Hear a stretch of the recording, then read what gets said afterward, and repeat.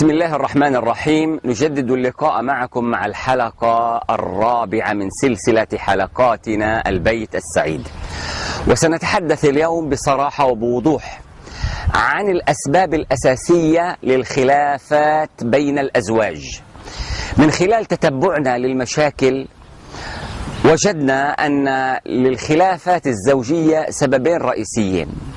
99% أو أكثر من الخلافات يكون سببها إما الخلاف المالي وقضية الإنفاق على البيت وعلى الأسرة، أو العلاقة الجنسية بين الزوجين. وسأتحدث باختصار إن شاء الله تعالى عن هذين الموضوعين حتى نصل إن شاء الله تعالى إلى فائدة ربما تنفعنا في حياتنا الأسرية.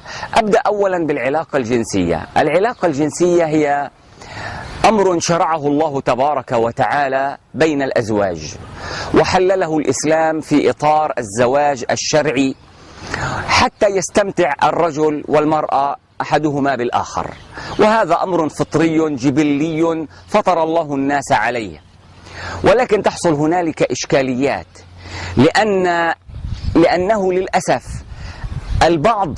البعض لا يعرف كيف يتعامل مع هذا الجانب، والبعض الآخر ينظر إلى الخارج، لا يكفيه الاستمتاع بزوجته، أو هي لا يكفيها الاستمتاع بزوجها، فينظرون إلى الخارج وينظرون إلى الحرام والعياذ بالله تعالى. تكون هذه لب المشكلة، ثم ينتج عنها مشاكل أخرى كالغضب وحب الانتقام والتصرف الغير سليم، وتتبعها مشاكل ومشاكل، حتى إذا وصلوا إلى القاضي تركوا المشكلة الأساسية وبدأوا يتحدثون عن مشاكل جانبية، في نهاية الأمر يصلون إلى الطلاق، أعاذنا الله وإياكم.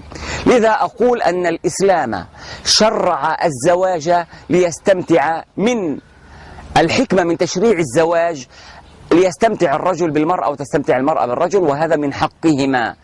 فليكن هذا في إطار ما يرضي الله وفي إطار ما أباحه الشرع، وهذا أمر بحاجة إلى تفصيل ربما في موضع آخر أو في لقاء آخر.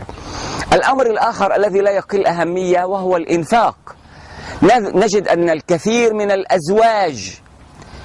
من الأزواج وللأسف أقول يبخلون على زوجاتهم وعلى أولادهم. تجده بخيل. البخل صفة سيئة في الإنسان، يبغضها الله ويبغضها الرسول ويبغضها الناس.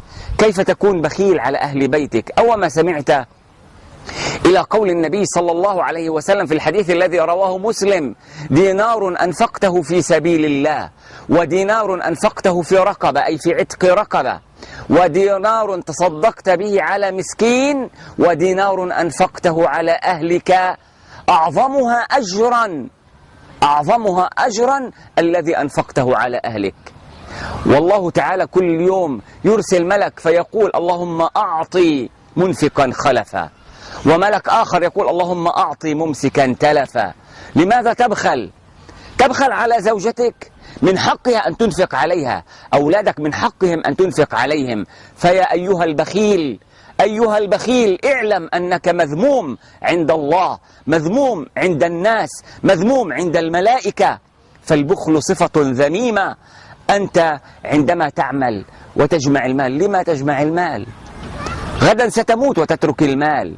فكن منفقا في أهلك، لا تبخل عليهم. من حقهم عليك أن تنفق عليهم، من حقهم عليك أن تنفق عليهم. هذا واجبك وهذا فرض عليك، فلا تتأخر في ذلك.